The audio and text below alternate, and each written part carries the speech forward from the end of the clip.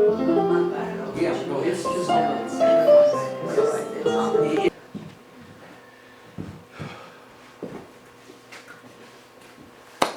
Good evening, ladies and gentlemen. So nice to have you here tonight. We extended the show. Obviously, not a lot of people know about that, but a few do, and the important ones do. So we're glad to have all the important people here tonight for this show. This is the third show that we produced, written by Rob Foster. Rob's been with the company since '96. We produced Guide Things over at the old Hoffman Theater. In fact, we did it twice there. And we did a show here a couple of years ago on Ambrose Bierce. It was a story about Ambrose, the last night with Ambrose Bierce in Mexico. It was very interesting as well. This show had an interesting way of coming about. They both Jody and Rob Foster worked on this about 2.5 years ago. And Jody has always been a fan of Lenny Bruce. And as it turned out, this was a substitute for another show that was going to be here, and they put the show together in about 3.5 weeks. So they know the material well to start with. And it's very interesting how it evolved. We're very glad to have it here. We also have Zoo Story that was written by Albee and done in 1959, originally out of the States because it wasn't allowed to be here because of the censorship at the time. Kind of ironic that we're doing these shows today. Not terribly ironic, but interesting. It was brought to the United States in 1960, and of course we all know what Albee is becoming, actually coming back into fashion in a sense. More of his work's being done, so we're very glad to be doing that as well. So thank you for coming tonight. There will be an intermission between the two shows. We're not going to do tag team acting here necessarily. So there will be an intermission, and thank you for coming tonight.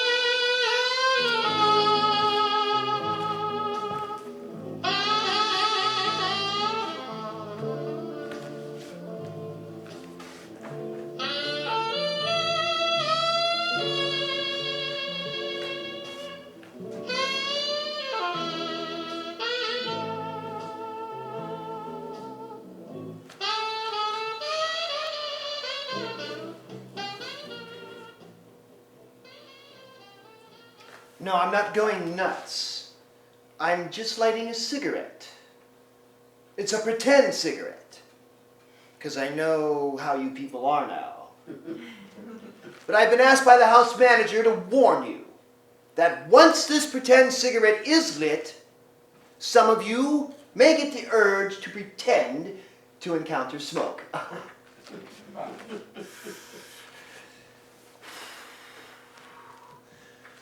The show you are about to see is also pretend, but the ideas behind it are not. There are words that you are going to hear within the next hour that you may not like. So what I thought I would do now to lessen the blow, so to speak, is to just say them. Just shout them out. Say the words out of context. That way, when you hear them later in context, you will accept them. Accept them for what they are. Words. Just words. I wouldn't mislead you.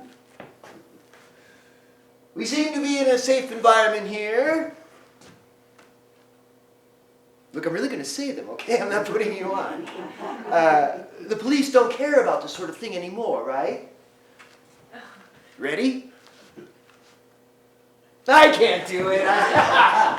No, I promise continuity. I'm going to say the words, and the first word is schmuck. That wasn't so bad, was it? I was arrested for saying that word once. Arrested at the Troubadour. Arrested, thrown in jail. Schmuck. God. Well, who is this God, you ask? Well, he's the guy that stands in front of the dam most of the time. He scares most of us. He's got you figured out, and you can't win an argument with him. Now, who would want to hang around with a cat like that? Yeah, I was on my knees last Sunday. I couldn't get a wood in edgewise. Blah, blah. Let me repeat that one. Blah, blah. You know, I brought more sorrow into my life with those two words and all the terrible, unpardonable language I ever uttered in my life put together. Sir, have you ever had your blah blah in public? Ma'am, when was the last time you had your blah blah? I did 10 minutes of blah blah in a Vegas nightclub once.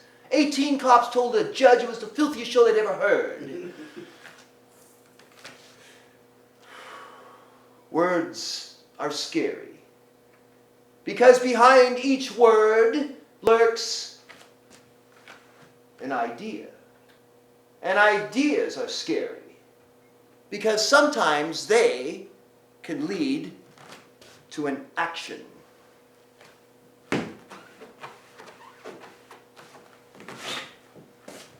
And action is truth.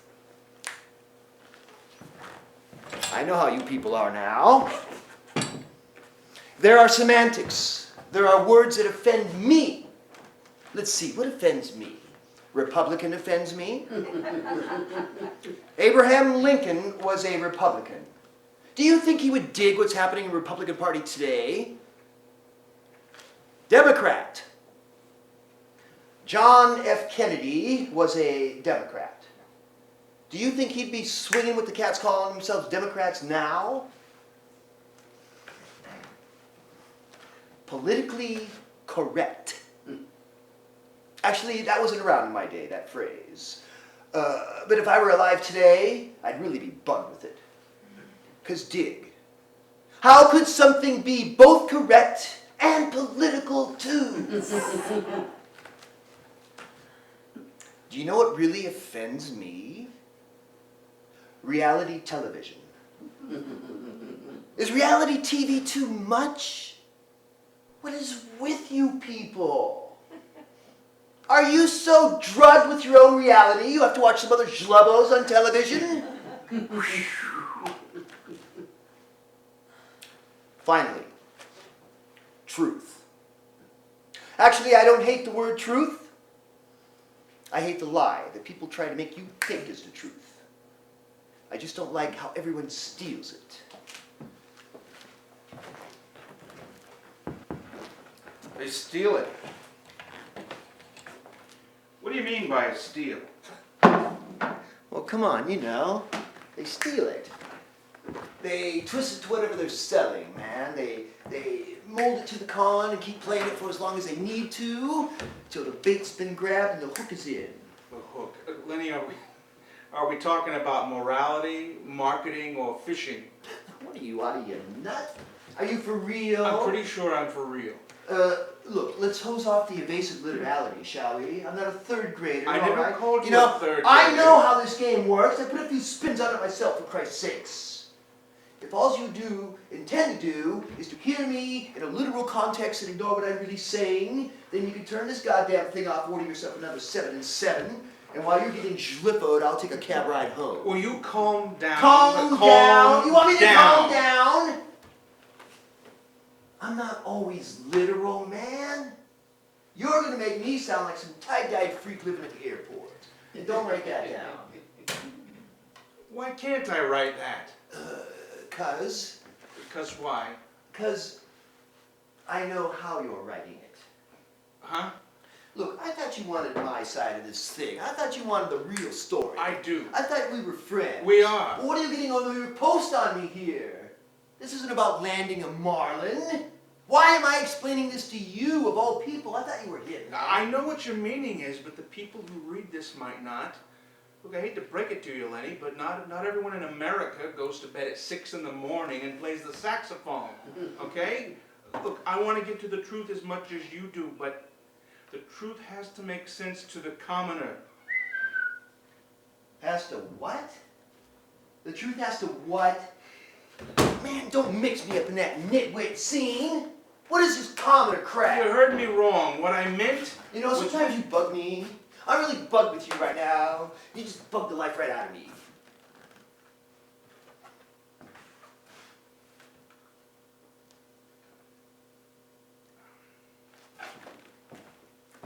You want another one? No, I'm good. You sure? I want one. On second thought? I thought so.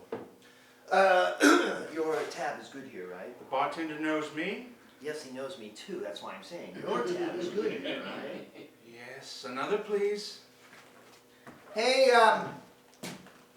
hey bartender. Bartender bit. Hey bartender, why don't you stop wiping those glasses for a minute and listen to me? Or do you want a little trouble? You want a little trouble? One glass wiper? I'll give it to you, buddy. The old zippo bang, and that's it. Fascist bastard, you. You and your dopey bits, you're busting my chops. Now, what are you writing? Some things. What things? Things I want to make sure I remember the right way. Things like for when after I'm dead, huh? Yeah, sort of things like that. You know, I'm starting to feel it again, man. Feel what again? You know, that feeling. Like all that we've done before. We've done all this before many times. We will again. Yeah, I know, man, but Dick, what are you doing right now? Right now, well, I don't know. Right now, I could be in bed with my hands behind my head, staring up at the ceiling, trancing in a tranquil darkness. Or I could be writing on my computer, something unrelated to you, unrelated to this moment, but I'm remembering. It's like an old photo on my dresser. Or an old clip on late night TV. I could be in the shower right now, for that matter. And someday, you're going to put it all down in a book. I think a few cats beat you to it, man. Well, I'm not worried. It'll just be my book. That's all it has to be, is mine. Nat, let me ask you something. Do you really think about me when you're in the shower? Oh, my nerves! He thinks of me when he's in the shower. Did you hear that, all you bitches in Associated Press? He thinks of me! I feel just like Wallace Simpson. It's all right, Nat. You know, I like what they used to do with fags in this country. Their punishment was just and consistent with the rest of the law. They throw them in jail with a lot of men. Very clever. The trials. Can we talk about the trials, please? The trials, man.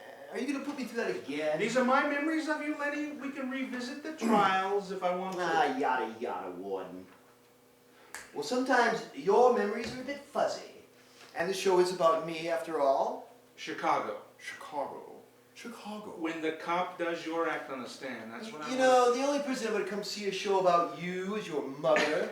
And the only way you would be able to get her in is take a couple of stalkers, drag her out in the alley, slap the shit out of her, apply some makeup, sneak her in. I love this. Well, Dick, you may love this now, but at the time, it was no picnic. Let's get that straight.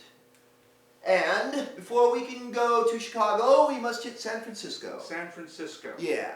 And New York and Los